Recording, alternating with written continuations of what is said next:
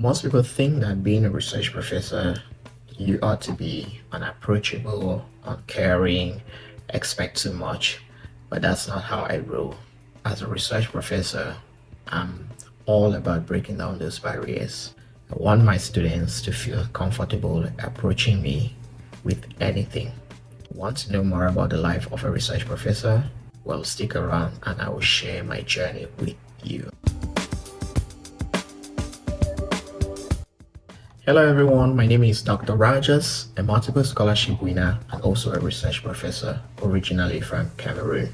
And currently, I hold the position of a senior or research professor in one of the most renowned universities in South Korea.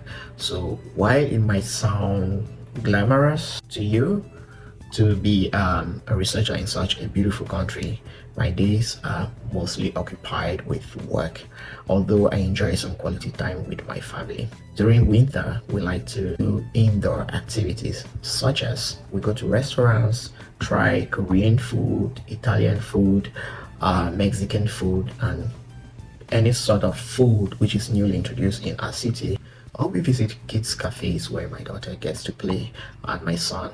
And sometimes we also go shopping or we go to coffee shops. And when it's spring or summer, where we can actually go out of the houses because the weather is pretty comfortable, we go to parks, we take walks, we go swimming, we check museums, especially the Ethiopian Museum in Chinchan, and also some very good museums in Seoul.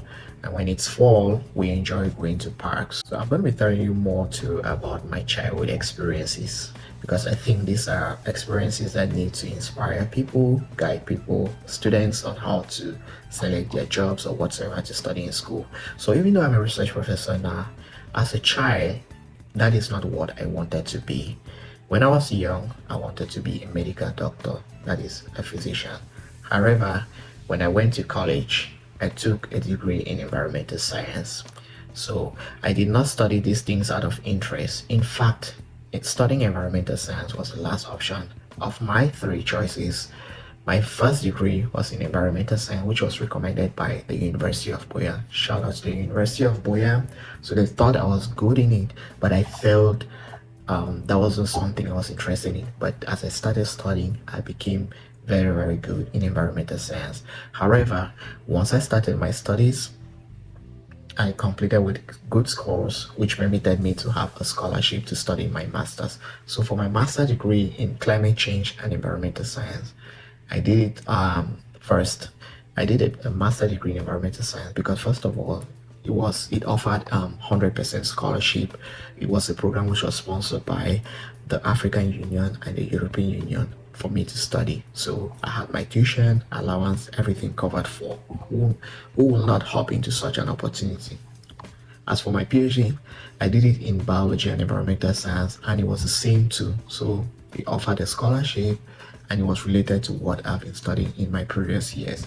So because of these programs which I did, and also my encounter with a very good, he's also one of my mentors. Sometimes when I have problems in research, I contact him, a Korean professor working now in Ethiopia.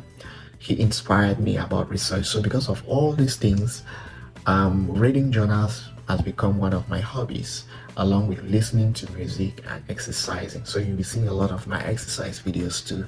I love to go work out each morning before I go to work. So during my master's, my bachelor and master's degree, professors expressed satisfaction with my school performance. But as for my PhD professor, from the beginning, he felt I wasn't doing enough. However, he was wowed by my PhD thesis and publications. So it wasn't easy during my PhD period. It wasn't really easy. At one point, I felt like I was actually wasting my time. But even though I had great performances, I also faced a lot of challenges.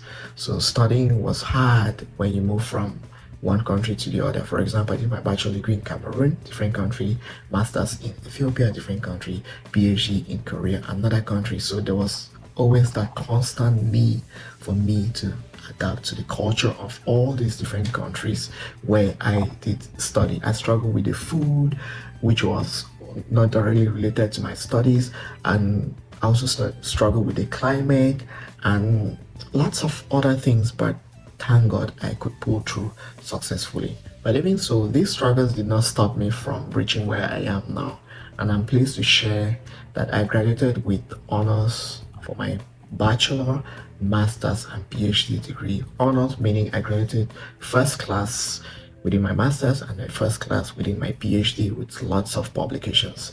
And the scholarships I receive, I also received lots of scholarships. I got one from the president of Cameroon. I also received a scholarship from the African Union and the European Union. Also, I received a scholarship from the Korean government, and also so many scholarships which I received during my program.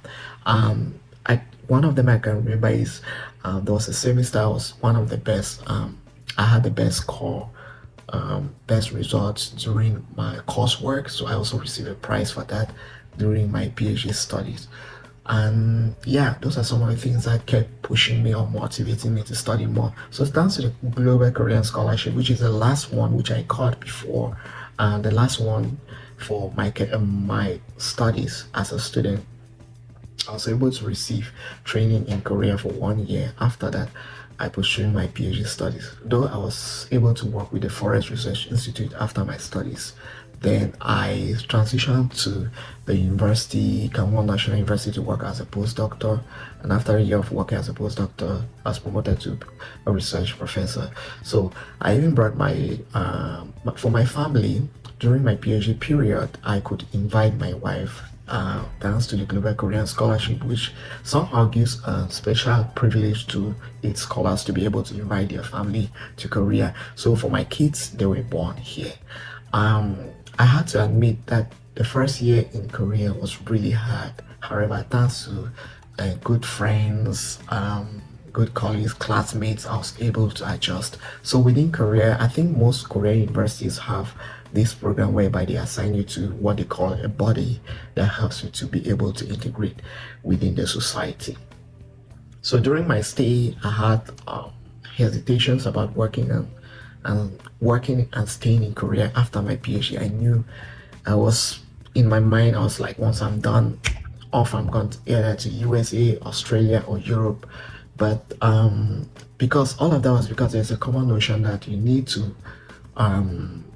have excellent Korean level skills, and also there are limited jobs for foreigners. However, that is not true. That is not true. Korea is open to a lot of foreign skilled workers, especially for researchers. So I received my first job offer after completing my PhD, and the rest is history. And also right now, to accommodate me within Korea, I had the opportunity to apply for the Korean green card, and I have it. So in my role as a research professor, our supervisors evaluate our work, and I'm humbly grateful to receive lots of annual awards due to my consistent hard work and research track. So that is how I've been able to navigate within Korea, and I'm delighted to share that these accomplishments I've received, I enjoy them a lot, and I enjoy my time with friends, and most especially with my family. And through my journey, I've learned a lot of valuable lessons. The first one is be open-minded, be patient, ask questions, and above all, rely on God Almighty. And this concludes my story of how I became a research professor in South Korea. Please subscribe to the channel and allow me to guide you to achieve either your next job or your next scholarship abroad or in Korea. See you again. Bye.